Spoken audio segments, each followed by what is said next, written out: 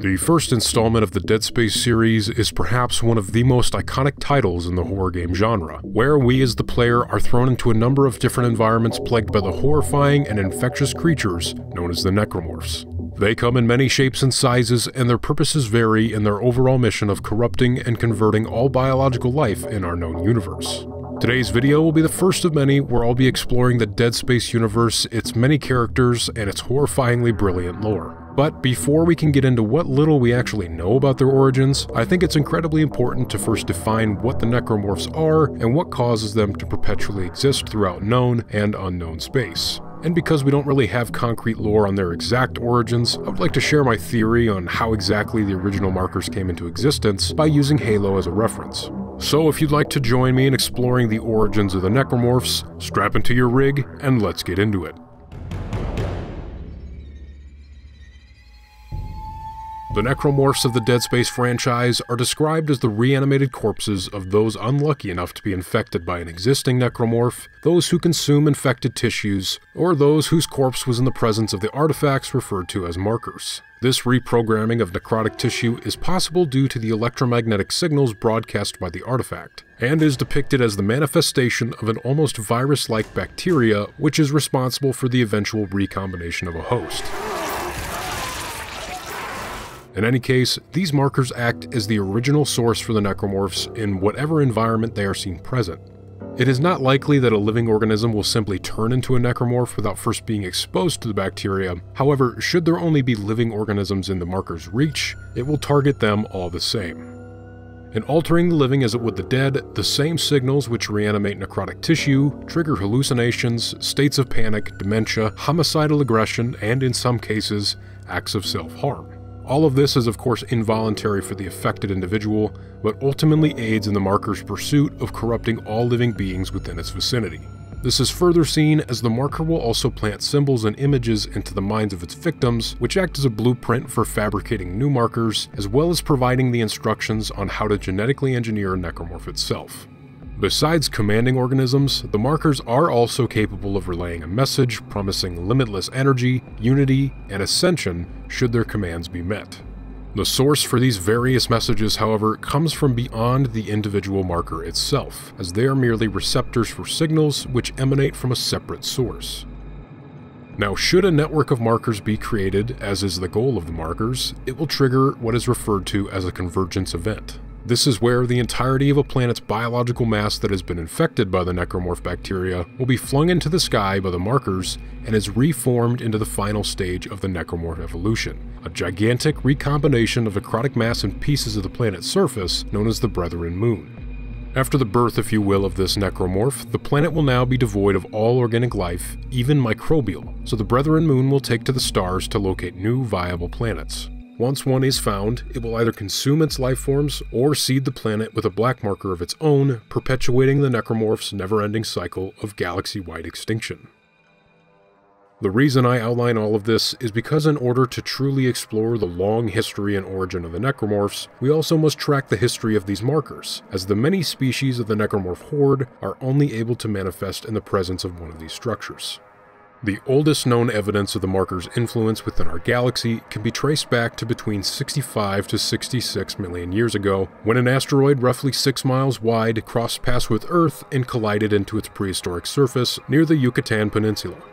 The impact from this asteroid would create a massive shockwave accompanied by fire, tidal waves, and debris sent out in every direction. This event devastated the surface of the planet, causing most of the dominant terrestrial species to go extinct. And as we all know, this included a collection of species referred to as the dinosaurs. This would act as a pivotal moment in the future of our planet, but that of course was by design. While the dinosaurs struggled to adapt, other species would survive in these new harsh conditions by largely taking shelter underground and re-emerging once the conditions began to stabilize. This surviving group of animals would be primarily composed of the warm-blooded mammals, which were significantly more capable of surviving in these new conditions than the previously dominant species. And over the tens of millions of years after this, these different species of mammals would evolve into many of the modern ones that inhabit the planet today. Among those many groups of animals emerged the primates, which then evolved into the various hominins and eventually modern humanity. Humanity then took to dominating the planet's biosphere, populating nearly every corner of it. So, with that history lesson out of the way, I want it to be made clear that in the Dead Space universe, the asteroid that crashed into Earth didn't just happen to show up one day by coincidence, but was in fact sent to Earth by a brethren moon, because buried deep beneath its hull hid a structure which we all know as one of the black markers. It is not known whether or not the markers are capable of it, but it was theorized by the unitologist Jacob Danek that the black markers play a part in guiding the evolution of a targeted intelligent species through the alteration of those same dementia-causing signals we talked about earlier. These black markers differ from the red markers, which are what we primarily see in the games, not only in their material composition, but also in who manufactured them. Unlike the red markers, which are constructed by a species based on the blueprints provided by the black marker or the signals created by them, the black markers are made from an unknown material which humanity has yet to find present in our known space. And our understanding is that they are created by Brethren Moon, which are then sent out into the cosmos to locate a planet capable of supporting a convergence event. Now, stepping back into reality, we never really got any hints or actual concrete lore on where exactly the Necromorphs or the markers came from, whether or not they just happened to exist one day, whether they were an evolution of a species perhaps, or rather if they were just outright created. And given that we never got a Dead Space 4, or at this time at least, we may never be able to truly tie up that loose end. But in the meantime, I have a theory, one I know many might agree with. That being, the most logical origin is that the markers were engineered by a highly advanced species. Now in line with this, I believe that the necromorph bacteria was a form of bioweapon used as an organic conversion technique, intended to transpose DNA onto a victim, essentially converting them into their species. Then, over time, the bacteria which would manifest due to the markers evolved beyond its original intended purpose, capable now of forming a collective consciousness able to coordinate and perpetuate its existence on its own. And to kind of back up my theory, I think that we could look to some other franchises which could kind of help us logically fill in these gaps, primarily looking at Halo. So, as some of you know, I published a video back in December of last year where I covered the ancient history of the Flood from the Halo franchise. Now, in that video, I expanded on the ancient species known as the Precursors and their sort of evolution into the Flood as we know it. I want to use that point sort of as a parallel for this theory. Now, as we know, Halo's Flood are the direct result of the Precursors turning their physical form into a dust-like substance, and after millions of years in this state, their DNA slowly became fragmented and corrupted, leading to the manifestation of the Flood parasite. With no background in biology or virology, I don't really want to get into the specifics on how I think all of that works, but I do want to highlight the similar life cycle of the parasite and the eventual evolution into an almost galactic superpower, and it goes as follows.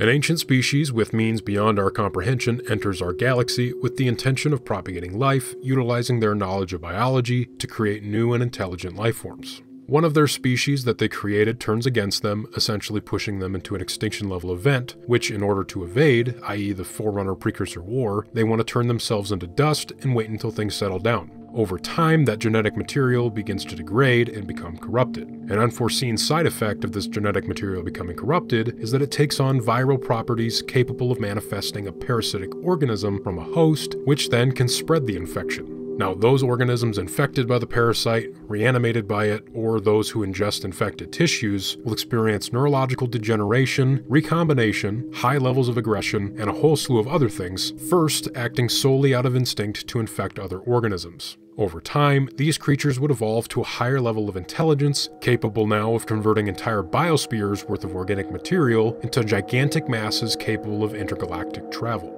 These new elevated forms would increase the intelligence of the Flood tenfold and help devise better infection tactics, helping them completely overwhelm the galaxy with the goal of unifying all life through conversion. Now, I say all of this not to point to like a suspicious similarity between the two franchises, but instead to highlight this period of time where this infection rose to an unintended galaxy-wide genocide of life. And I honestly feel like in the Dead Space franchise, the origins of the Necromorphs and the Markers is no different. Much like we see in the Halo universe, I believe that there may have been a moment long ago in the Dead Space universe where an ancient species was desperate enough to save their species from extinction or to expand their empire on the universe that they instead turned to conversion over populating new worlds. And then over time, something happened to this viral bacteria which caused it to evolve to a higher level of existence, where now it had this level of intelligence where it could essentially propagate itself without instruction from its creators, and therefore it created a galaxy-wide epidemic, which then led to the genocide of all living life. And the reason why I said Dead Space universe rather than just like the Milky Way galaxy is that I'm willing to bet that these necromorphs, or even their creator species, were not isolated to any one specific galaxy. Now, Halo is only one example that I could use to kind of help ground my theory and give a little bit of substance to it, but I also want to mention a comment made by Ben Wanat back in 2018 when he was discussing the work that he and the Visceral team made on actually establishing the canon origins of the Necromorphs in the games. We either would have seen this in Dead Space 3 or in Dead Space 4, but obviously that was not the case. So this is what he had to say. We spent a bit of time working out the origin of the Necromorphs and what purpose humans held in the Dark Universe. Would players find a way out of the Necromorph apocalypse? I'd say yes, but they might be sorry they did. Sometimes you're better off with the devil you know. Obviously he's referring to the very end of Dead Space 3, rather the DLC of Dead Space 3, where Isaac Clarke makes his way back to Earth and finds that it is now under siege by the Brethren Moons. And I think that this is a very important note to end off on, because not only does it confirm that there might be a force in the universe which is opposed to the Necromorphs, or worse than them, but in the bigger picture, confirms the theory that they might have been influencing humanity and other species far longer than we realize. We know for a fact that the inhabitants of Tau Volantis are not the Necromorphs' only victims, as we saw in the Dead Space 3 DLC, that there are several Brethren Moons present within our galaxy, now converging on Earth and, therefore, humanity. That then begs the question, will the Brethren Moons be able to completely consume humanity given that they've now found Earth? And could they even be stopped?